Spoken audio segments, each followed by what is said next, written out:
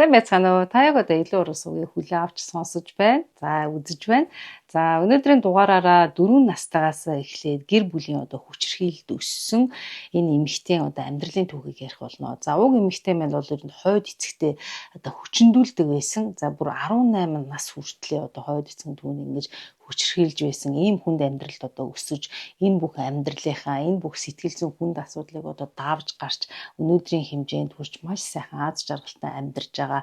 За тэгээд болсон одоо өнгөрсөн амьдралаараа ном зохиосон энэ эмэгтэй одоо түүхийг өнөөдөр ярих болно.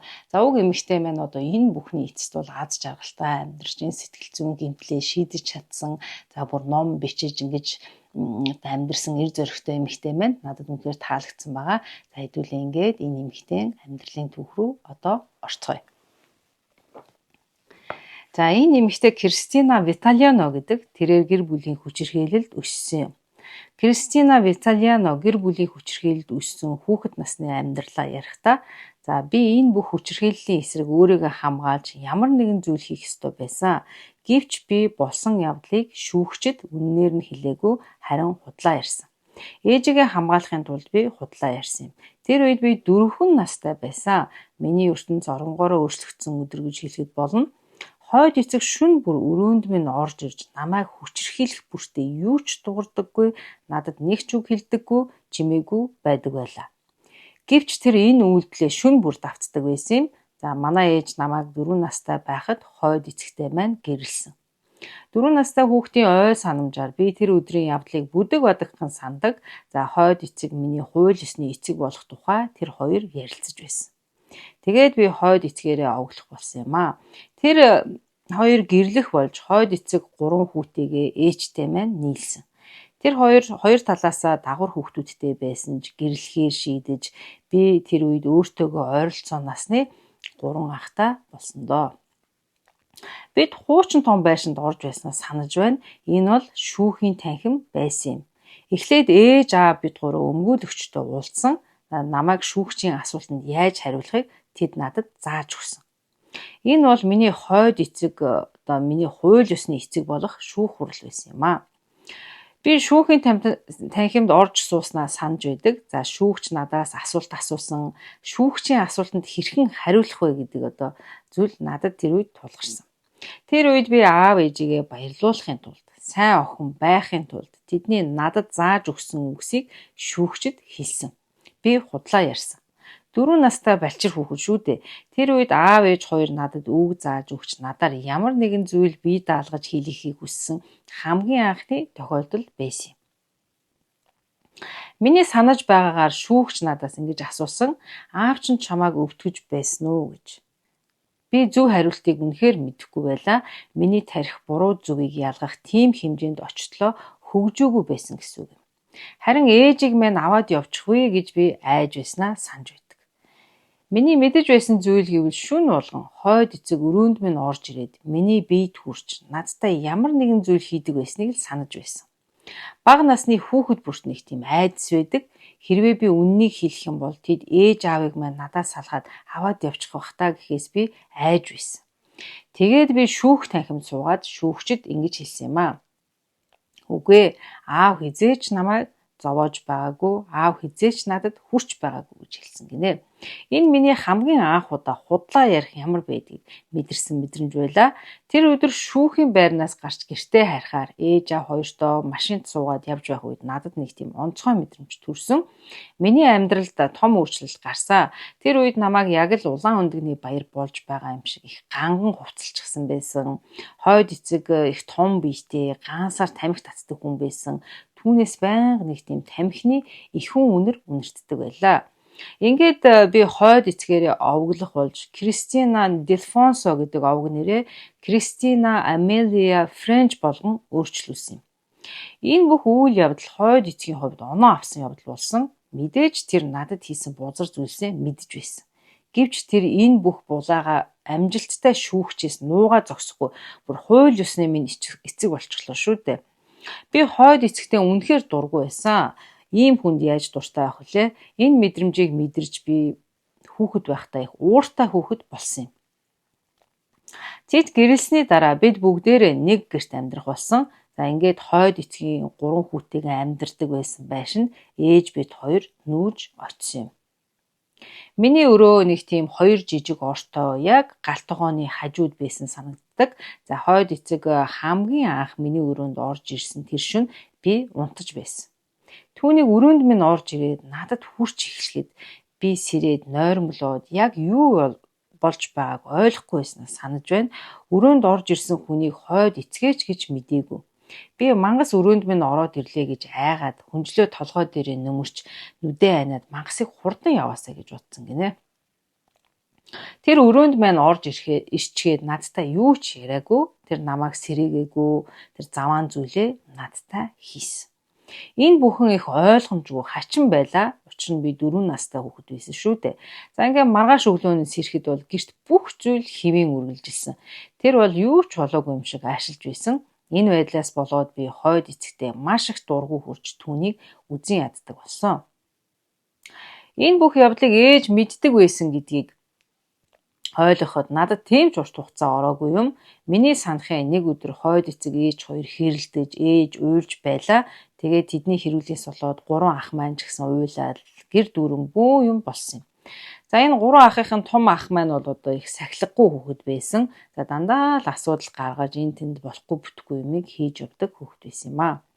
Аав ээж хоёрыг хэрэлдэж зодолдох үед би тэднийг надаас болж хэрэлдэж зодолдоосоо гэж бол үнэндээ хүсээгүй. Учир нь тэд байнга л хэрэлдэж зодолддог байсан юм. Тэр намайг 18 нас хүртэл буюу гэрээсээ яв хүртэл хүчирхийлсээр байсан.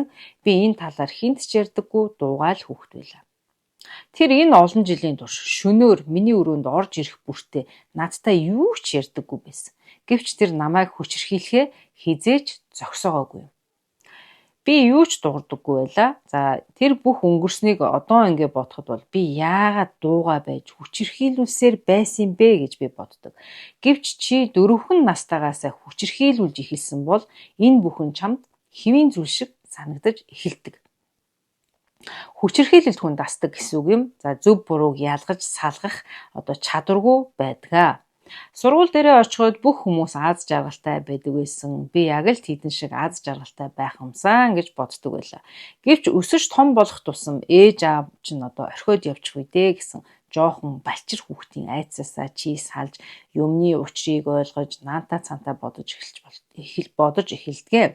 Тэр үед миний очихыг хүсдэг хамт байхдаа аз жаргалыг мэдэрдэг байсан газар бол сургууль болон миний багш нар найзууд маань байсан юм.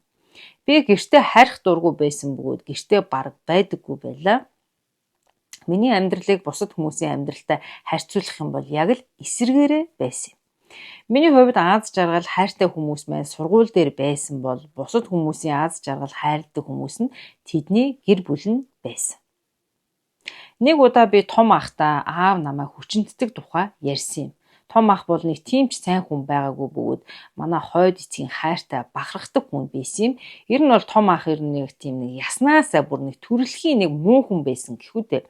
Намайг 12 илүү 13 настай байхад манайх Аризонод амьдарч байсан. Тэгээд нэг шөнө би хачин чимээ сонсоод сэрсэн юм. Тэгсэн чинь том ах миний өрөөнд баг ахыг дагуулад ороод ирсэн байсан. Тэгээд би тухайн үед уурлаад та хоёр над руу ойртохгүй шүү гэж өөрийгөө хамгаалж байснаа сандаг юм.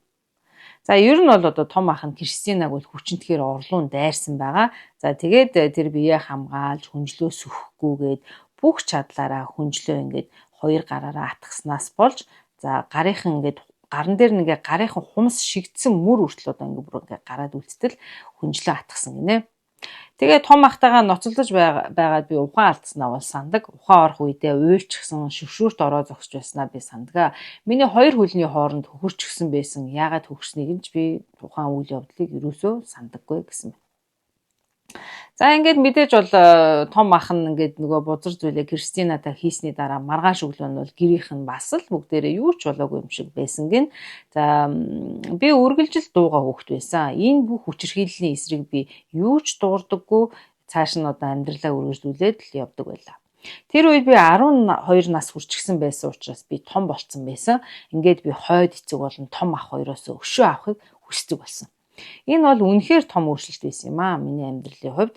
За ингээд анх 12 настайд маань миний сарын тэмдэг ирсэн. Надад үнэхээр тийм аимшигтай санагдаж байлаа.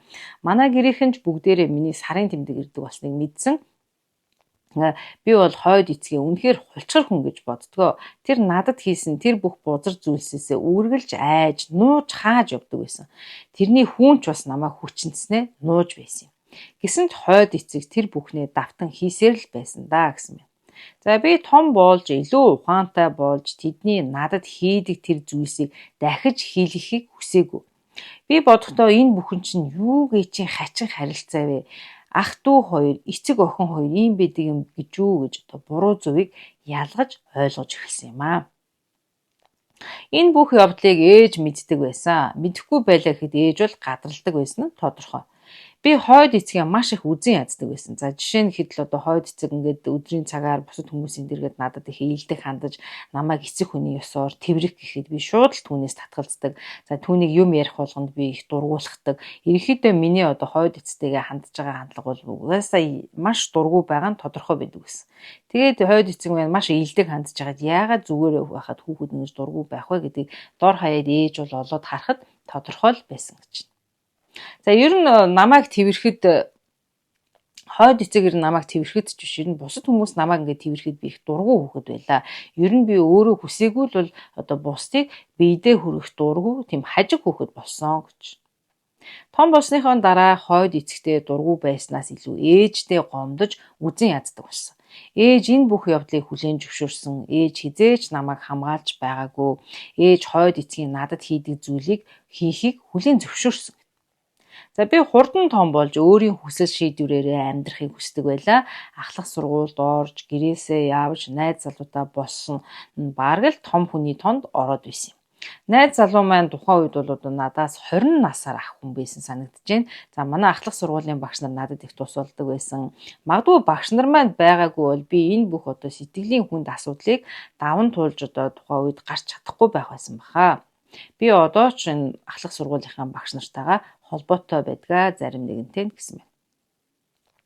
За анх 10 дугаар ангид байхдаа найз залуутай болж исэн юм байна. За нэг орой найз залуу болзоонд явах гээд ингээд гэртэн нэрээд машинаараа аваад явсан юм байна Кристинаг.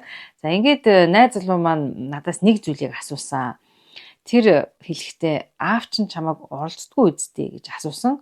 За би энэ талаар ер нь өөрийнхөө найзуудыгаа бас бүр тэр тусмаа найз залуугаа ер нь хизээж олж мэдээсэй гэж ер нь хүсээгүй. Тэгээд би түүнд хариулахдаа үгүй яасан гэж хариулсан. Тэгсэн чинь тэр мэдгүй юм да зүгээр л асуусан юм гэж хэлээд өнгөрсөн гинэ. Ер нь хүмүүс намайг хойд эцэгтэй хүчндүүлдэг байсныг олоод мэдчихвээ гэдгээс би бол ер нь хүүхэд ах наснда өсвөр наснда ч гэсэн өвгтлээ айдаг байсан. Ахтас сургуульд орох үед бол нэг сургуулаас нөгөө сургууль руу шилжсээр би аль хэдийн 14 өөр сургууль соличихсан байсан гинэ. Найстай болох боломж бол надад гардаггүй байсан. Нэг сургуулаас нөгөө сургууль руу шилжиж явсаар ер нь бол би найзгүй хүүхэд байсан. Яг нэг сургууль шилжиж ороод яг нэг найзтай болж байтал өөр сургууль руу шилжээд явчихдаг байсан. За өөрөөр хэлбэл манай гэрийнхэн их нүүдэг айл байсан юм аа гэж байна. За ингээд манайхан Foster Road Island гэдэг жижиг хотод амьдарч байсан. За энэ газар л хамгийн удаан тогтож амьдарсан болохоор би бол тухайн газрыг өөрийн орон гэрээ гэж боддог байсан. Тэр үед одоо үе шиг сошиал медиа тийм хөгжөөгүй үе байлаа. За ахлах сургууль дөнгөж ороод байсан тэр үед манайх байшингаа зарах гэж байсан. За зарахжсэн шалтгаан нь бол эцэг их хоёр бол моргежийн зээлийг төлж чадахгүй өрөнд ороод байсан гинэ. За ингээд яг байшингаа зарах гэж хахад бол эдний байшин бол шатаа тэр жигтэй эдгээр гал бүх зүйлээ алдсан юм байна. Тэр өдрийг би санаж байна. Хойд эцэг маань буудан дээрээ суучгаад нэг гэр бүлэрээ өнөөдөр бүгдээрээ гадуур орой хоол идэн шүү. Өнөөдөр бол Good Friday гэж хэлсэн гинэ. За энэ Good Friday гэдэг нь бол сайн баасан гариг буюу христийн шашинтнуудын тэмдэглэдэг улаан өндөгний баярын өмнөх 7 хоногийн баасан гаригийг Америкчууд Good Friday гэж нэрлэдэг юм. За ингээд тэр үед бол хойд эцэг гадуур хамтдаа хоол идэн гэр бүлэрээ гэж хэлэхэд надад их онцгүй санагдаж би хойд эцэгтэйгээ ер нь ярилцахыг угаасаа октоосоо хүсдэггүй байсан. Тэгээ дээрэс нь би өсвөр насны охин байлаа. Би явмааргүй байна. Угаасаа хоол идмээргүй байна. Би хүсэхгүй байна гэж хэлсэн. За тэгт нь бол хойд эцэг нь чи явна. Өөр яриа байхгүй шүү. Бла бла гэж бүдэн дээрээ тэр суучгаал олон цолоо юм ярьсан гинэ. За тэгээд бид орой хоолоо гэр бүлэрээ идчихээд гэрлүүгээ явж байснаа санаж байна. За тэгэхэд бол галын машины дохио хангинаад яг булан тойроод гэрлүүгээ одоо орох зам дээр явж хахад манай байшин тэр жигтэй галд автчихсан шатаж байгааг харсан юм аа. Ингээл бид бол ер нь галд бол бүх зүйлийг алдсан. Гэхдээ нэг явдал тухайн үед болсон юм. Би 9 билүү 10 настайгаасаа эхлэн тийм өдрийн тэмдэглэл бичиж эхэлсэн. За тэгээд тэр өдрийн тэмдэглэлийн дэвтэр нэм төгжээтэй байсан болохоор ингээд өдрийн тэмдэглэлээ биччихээд дэвтрээ төгччээд сургуулгандаа хийчихдэг байсан. За би тэмдэглэлдээ бүх зүйлийг дэлгэрэнгүй бичээгүй. За зүгээр л ерөнхийдөө тэр урд шөнө миний өрөөнд орж ирсэн, би тисэд гарсан гэх мэтчлэн товчхон бичдэг байсан. Бидний амьдарч байсан одоо тухайн хот бол их жижигхэн хот байсан учраас гал унтраахаа албанд сайн дурын гал сүнөөгч гэж байдаг байсан. За миний найз залуу сайн дурын гал сүнөөгчөөр ажиллаж байсан юм аа. Түүнийг гал унтраахаар манай байшин руу орох үед хин нэгэн миний өдрийн тэмдэглэлийг олоод авчих үедээ гэж яана гэж би айгүй санаа зовж байсан гинэ. Ингээд гал унтарсныхаа дараа гэрлүүгээ орж сургуулгаа онгоолгоод өдрийн тэмдэглэлээ авах гэтэл дэвтэр маань байхгүй алга болчихсон байсан. За өдөр хоногуд өнгөрсөөр байсан ч найз залуу маань надад юу ч ярихгүй дуугайл байсан. Би ч түүнээс чи миний өдрийн тэмдэглэлийг авсан уу гэж асуугаагүй гинэ. За ингээд Кристина ахлах сургуулаа төгсөөд ер нь бол одоо ажил хийдэг болсон байна. За хойд эцэг маань бол одоо нэг тийм иймэрхүү төрлийн хүн байсан. Чи өөртөө хувц авахыг хүсэж байгаа бол ажил хийж мөнгө олох хэрэгтэй. Тэгээд өөртөө хүссэн хувц аав гэж хэлдэг байсан. За хойд эцэг маань бол одоо тийм дөрвөлжин тийм хевсэнцрийг айл болон албан байгууллагын шалан дээр ингэж нааж тийм суйрлуулдаг ажил хийдэг байсан гин. За тэр их маш их хүнд хар ажил одоо хийж мөнгийг бол олдог байсан. Харин би бол дотроо яаж хэлбэрхэн аргаар мөнгө олох вэ гэж боддог байсан. Жишээ нь хар ажил хийгээд $50 олдог бол хөнгөн одоо ажил хийгээд яаж $100 ол гаргахыг би бодож явдаг байсан. За ер нь бол би яг их бие даасан хүүхэд байсан. Ер нь бол workaholic байсан гэхэд болно. Хизээж тамхи татаж байгаагүй. 25 нас хүртлээр согтууруулгундаа хэрэглээгүй. Би үнэхээр өөрийнхөө төлөө хийх ёстой гэж өөртөө хэлээд ажил хийдэг байсан. За нөхөртөөгөө гэрлэх хүртлээр би хинт ч өөрийнхөө хойд эцэгтэй хүчндүүлдэг байсан амьдралынхаа тухай огт ярьж байгаагүй, ам нээж байгаагүй. Нөхөр маань надтай яг ер нь бол одоо гэрлэхээс өмнө бид хоёр бол нэг газар хамт ажилладаг байсан. Тэр надтай болцохын тулд ер нь намайг бол одоо сар гарan гуйсан. Тэр үед би ажилдаа төвлөрж нэг болзоо эрэгтэй хүн интерес бол одоо төр завсарлага аваад байсан үе юм. За нэг өдөр одоо нөхөр маань миний дэргэд ирж суугаад гэтээ над руу харж байснаа. Хин чамаа гомдож исэн бэ гэж асуусан гинэ. За би тэр үед бол одоо 30 настай байсан. Нөхцөл байдал ямар ч байлаа гэсэн би өөрийнхөө өнгөрсөн амьдралын тухай ярихад бэлэн болсон үе байсан юм аа. За ингээд Кристина бол одоо нөхөр нь бол айгүй онсон асуулт асуусан болоод ч тэр юм уу эсвэл сар гарan гуйлгсан болоод ч тэр юм уу энэ хоёр болзоод уулзсан юм байна. Ингээд 4 шил пи уусны дараа бол бит хоёр өстө яриа халаал айгүйх ярьсан. Ингээд бодоход бол баг 8 цагийн турш ингээд энэ хоёр бол ярьж суусан гинэ. За өөрийн таагүй амьдралаа хин нэгэнд ярих нь үнэхээр сайхан байсан. Үнэхээр сайхан сэтгэл уужрахыг би мэдэрч байлаа. Тэр үед нөхөр маань надаас чи хизээ онгон бие хүнд өгсөн бэ гэж асуусан гинэ. За би түүнд хэлэхдээ 4 настай байх таа гэж хэлсэн. Тэгсэн чинь тэр бүр шоконд орчихсон над руу харснаа. Бараг үнэн үү гэд бүр ингээ гайхсан. За тэгтэн би тоглосон юм аа зүгээр л тоглоод хэллээ гэж хэлсэн. Тэгсэн чинь тэр чи тоглоогүй үннээ хэлсэн тийм үү гэж надаас асуусан. Мэдээж би тийм ээ миний амьдрал тавтай морилоо гэж хэлсэн. За тэгээд нөхөр нь бол одоо Кристинагийн бүх зовлонг сонсчоо. За одоо чи ингээ сэтгэл зүйчтэй, сэтгэл засалч дээр ер нь очих хэрэгтэй баха. Энэ бүхнийг ер нь бол одоо ингээ чи эдгэх хэрэгтэй гэж одоо нөхөр нь зөвлөсөн. За Кристина ч сэтгэл засалч дээр очисон. За тухайн үед хойд эцэг маань нас орцсон байсан, ээж маань амьд байсан. За ерэн сэтгэл засалч дээр очисон нь миний уурыг маш их хүргэсэн. Учир нь бол одоо яг сэтгэл засалч дээр чи очих үед бусад бусдтай ярилцаж сурах хэрэгтэй болдог. Учир нь сэтгэл зүйч бол одоо бүх асуудлаас одоо яаж гарах вэ нэтрэгээ зөвлөгөө аргуудыг мэдэж байдаг. За ингээд намайг бүх зүйлээ ярьсны дараа тэр сэтгэл заслчийн хэлсэн эхний үг бол бурхан минь тэ одоо баг хамгийн бага ах чинь хүртэл чамайг хүчнэсэн юм уу гэж хэлсэн. За ингээд тэр сэтгэл заслч бол одоо надад туусч болоогүй, гайч болоогүй гэхэд болно. Ер нь бол тэрэн дээр дахиж очиагүй гинэ. За ер нь Христина бол одоо сүүлийн 10 гаруй жил ер нь сэтгэл зүйчдэр бол ер нь очиагүй гэж байна. За энэ нь ч одоо миний амьдралд өмнө нь байгаагүй эрүүл зүйл байсан. Би бол одоо сэтгэл санааны хувьд бол ер нь идэгсэн гэж ярьж байна. За тэгээд би ном бичгээр шийдэж өөрийн өнгөрсөн амьдралынхаа тухай бичиж эхэлсэн.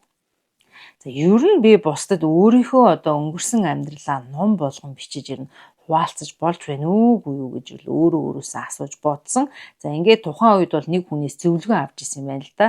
Ер нь бол одоо ийм амьдралыг тулсан. Ингээд ном бичих нь зөв үү гэдэг ингээд зөвлөгөө авахд бол тэр хүн бол Христинад их чухал зөвлөгөө өгсөн байдаг. За хэрвээ би аимшигт өнгөрсөн амьдралаасаа авсан тэр сэтгэл зүйн гэмтлээсээ салах арга замыг одоо олж сурч тийм ээ гарц гаргалгааг олохгүй юм бол одоо би нас ахих тусмаа сэтгэлийн гэмтэл маань одоо бүр хүндрээд даамжраад би маш их тийм ууртай уцаартай хүн болох юм байна гэдгийг бол одоо олж мэдсэн. Тэр хүн бол одоо надад зөвлөгөө өгөөд ном бичих чинь зөвөө гэж хэлсэн байна. За тиймээс бол одоо сэтгэл зүйн гэмтэлтэй л бол бид энэ бүхнийг яаж даван туулах аргыг амьдралынхаа туршид бол одоо суралцсаар байдаг. Зөв сэтгэл засалчаа олоод системтэйгээр өөрийн асуудал дээр ажиллах юм бол энэ их сайн үр дүнтэй байдаг. За тэр бүх таагүй зүйлийг бол одоо толгой дотроос гаргаж хаях хэрэгтэй. Муу сэтгэл засалч таарсан ч одоо ер нь ялгаагүй дээ. Чи бүх зүйлээ одоо сэтгэлээ онгойтол хин нэгэнд бол одоо ярих нь бол ер нь сайн имчилгээ болдог. За дээрээс нь бол одоо сэтгэл засалч нар хүний одоо энэ нууцыг бол одоо хамгаалах тийм одоо хуулинд гарын үсэг зурдаг учраас мэдээж тэднэрт одоо найдаж өөрийн бүх одоо хувийн тийм бусдад ярьж болохгүй зүйлээ бол одоо ярьж болдгоо гэсэн байна. За тухайн үед бол манайх Rhode Island-д амьдарч байсан. Тэгээд би бол одоо тэр хойд эцэг болон ээжийнхээ байшингийн зэрэгэлдээ тийм их ойрхон байшинд амьдарч байсан юм. За тэр үед бол түргэн тусламжийн машины дохио хангиж байсныг санаж байна. Ээж над руу уйлчихсан уцаар залгаал аав чинь харавчглаа инээтрээ гэл айгүй хуйлал ээж нь ярьсан гинэ. За ингээд бид бүгдээрээ эмнэлэг дээр очисон. Манай гэрийнхэн бүгд ирсэн байлаа. За тэр эмнэлэгт очиод хойд эцэг эмчилгээ авалгүй эмнэлэгтээ нас орсон юм аа. Тэр өдөр би гэртээ ирээд унтахад надад их сайхан байсан. Би шүн дундс ирээд новш гэж 50 унтна гэдэг чинь ийм байдаг байх нэ гэж бодсон гинэ. За учир нь хойд эцэг байхгүй болчихлоо шүү дээ. Амьдралынхаа туршиж мэдэрч байгаагүй эрхчлөөг би тэр өдөр мэдэрсэн юм.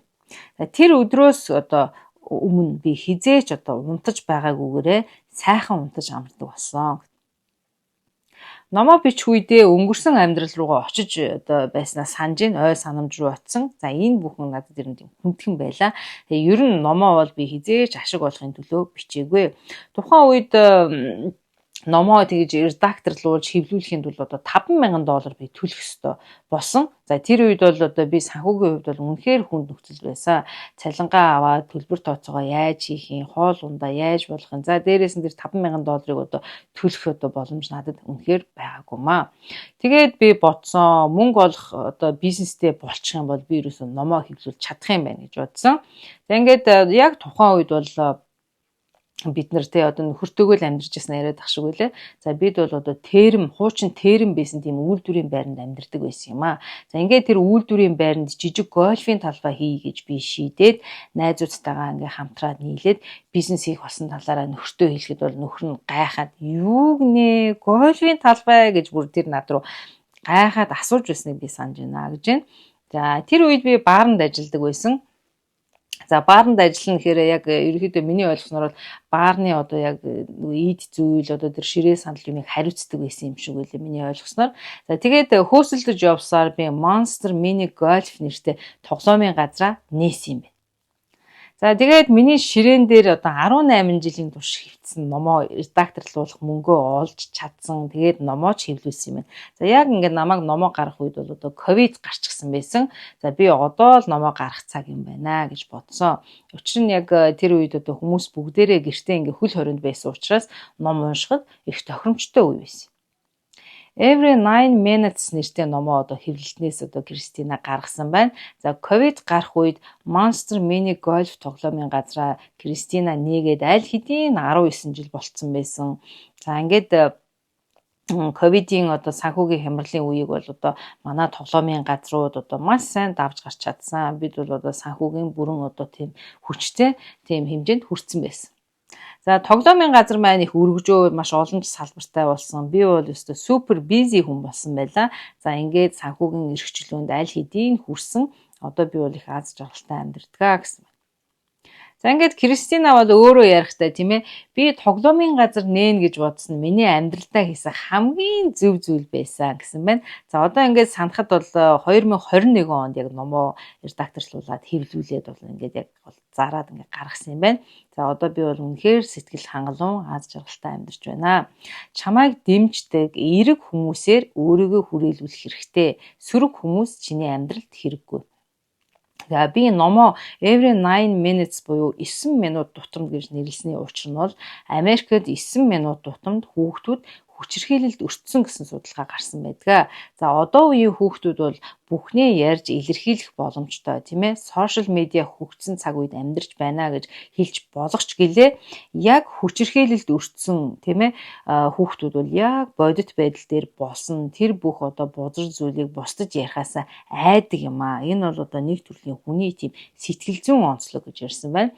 За хүчирхийллийн талаар ярихаа одоо бид хизээ зогсоож болохгүй. Бид үүнтэй тэмцээр байх ёстой. За хүчирхийлүүлж байсан хүмүүс бол бодохдоо бол тэд бол өөрийн амьдралаа ярих юм бол нийгэм намайг яаж хүлээж авах болоо, эсвэл өөрт нь яг юу тохиолдох болоо гэхээс маш их айж явдаг. Тиймээс тэд бол одоо олонний өмнө гарч өөрийн амьдралаа ярихаас одоо татгалцдаг. За энэ бүхний эцэст хэлэхэд би бол алдартай хүн биш шүү дээ. Жирийн л нэг хүн. Гэвч би өөртөө эзэн болж энэ бүхнийг даван туулж чадсан. Би хүчирхийллийг дарж одоо өөгшүүлж таг дуугүй өнгөрүүлээгүй. Би хүчирхийллийн эсрэг дугарч чадсан юм. Хүчирхийлэлд өртсөн хүмүүс энэ бүх одоо сэтгэл зүйн асуудлаа, энэ бүх одоо тийм ээ дарамттай зүйлээ өөртөөгөө яг адилхан амьдралыг туулсан хүмүүстэй одоо хоорондоо ярилцаж амьдралаа, одоо энэ хэцүү амьдралаа хуваалцах нь их сайхан сэтгэл заслын эмчилгээ болдгийг би ойлгосон юм аа гэж Кристина ярьсан байна. За ингээд энэ эмэгтэй маань одоо үнэхээр сайхан тий энэ бүх одоо хэцүү амьдралыг даван туулж амжилтанд хүрж одоо өөрийн сэтгэл зүйн ч гэсэн одоо эмчилж чадсанд одоо үнэхээр их баяртай байна. Миний энэ одоо энэ бүх сэдвээс ойлгосон юм юу вэ гэхээр хүн ер нь одоо Америкч байна уу, Монголч байна уу, ер нь хүний нийгэм хаана байна, тэнд хүчирхийлэл байдаг юм байна. За тэгээ хүн хичнээн одоо газар зүйн онцлог, за улс орон, хэл соёл тийм ээ, улсын хэл хязгаар, хэл соёл, за гадаад өнгө үзмжээрээ ялгаатай байдаг ч гэлээ гэсэн хүний ерөөсөө зовх жаргах адилхан юм байна гэдгийг ойлгосон юм аа. За манай Монгол ч гэсэн дан ялангуяа одоо хойд эцэгтэй ингээд хүчирхийлүүлж байсан. За тэр битгийл одоо төрсөн эцэгтэй хүчирхийлүүлж байсан одоо эмэгтэйчүүдийн одоо хэд хэдэн яриаг би бол одоо сонсож байсан.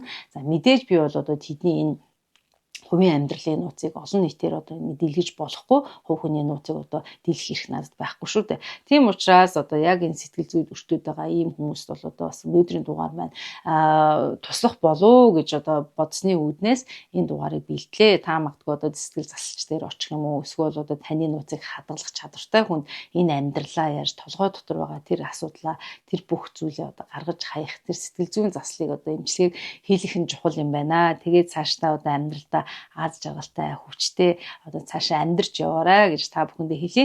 За ингээ өнөөдрийн маань дугаар дуусч байна. Дараагийн дугаар хүртэл баяртай. За ингээ та илүү уруу сувг дээр лайк, subscribe дарахаа битгий мартаарай.